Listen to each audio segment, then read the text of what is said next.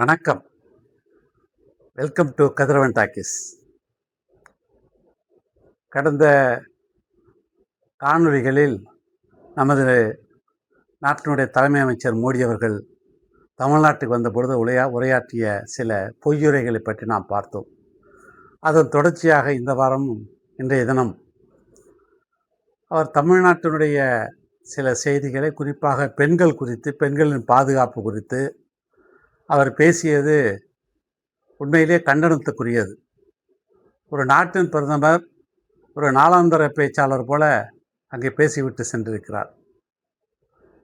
இந்தியாவிலேயே பெண்களுக்கு ஒரு தனி உரிமையும் தன்மான தன்மையும் கொடுத்த இயக்கம் திராவிட முன்னேற்ற கழகம். 1938ஆம் ஆண்டு பெரியார் பெண்களுக்கு சொத்துரிமை அளிக்க வேண்டும் என்று கேட்டார். 1989 தலைவர் கலைஞர் அவர்கள் பெண்களுக்கும் சொத்தில் இடம் உண்டு தமிழ்நாட்டுக்கு என்று தனிச்சட்டம் ஒன்று கொண்டு வந்தார். அதிலிருந்து பெண்களுக்கு சொத்துரிமை வர ஆரம்பித்தது. பின்னர் இதனை பார்த்த ஒன்றிய அரசு 2005ஆம் ஆண்டு மன்மோகன் சிங் தலைமையில் இருந்த பொழுது தலைவர் கலைஞர்களுடைய வலியுறுத்தலின் பேரில் ஒரு சட்டமாக ஆக்கப்பட்டு இந்து சொத்துரிமை சட்டத்தில் அது ஒரு பிரிவாக 6A கொண்டு வரப்பட்டு இந்தியாவில் அனைத்து பெண்களுக்கும் ஆண்களைப் போலவே சொத்துரிமை உண்டு என்ற ஒரு நிலையை கொண்டு வந்து திராவிட முன்னேற்ற கழகம். அந்த வரலாறெல்லாம் வெறும் திருச்சியில் வந்தால் மாரியம்மனை கும்பிட்டேன், ரங்கநாதரை கும்பிட்டேன் என்று சொல்லி செல்கிற ஆட்களுக்கு அது புரியாது தான். தமிழகத்து தான் பெண்களுக்கு உரிமை தொகை என மாதம் 1000 ரூபாய்.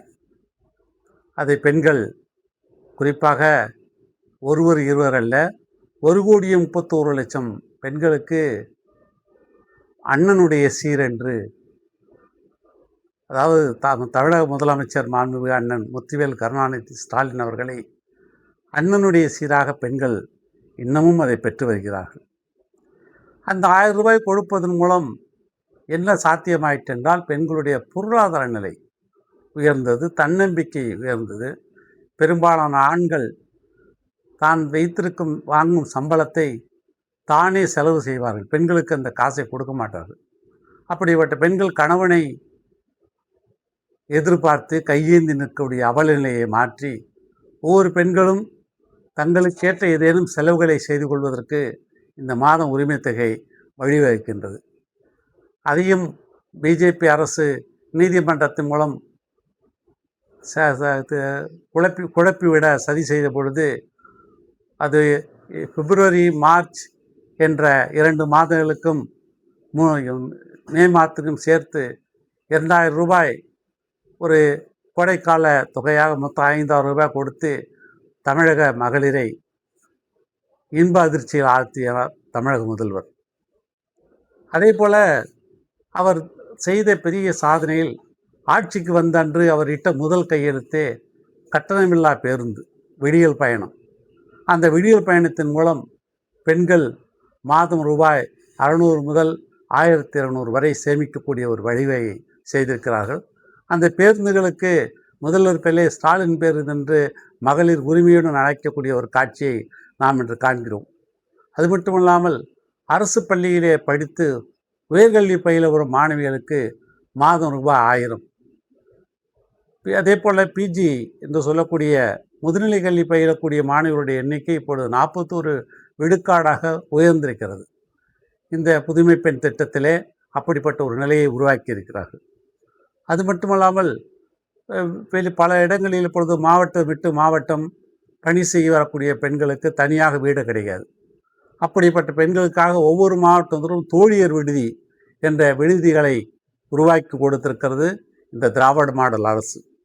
சுய உதவி குழுக்கள், பல லட்சக்கணக்கான சுய உதவி குழுக்கள் தமிழ்நாட்டில் இருக்கின்றன.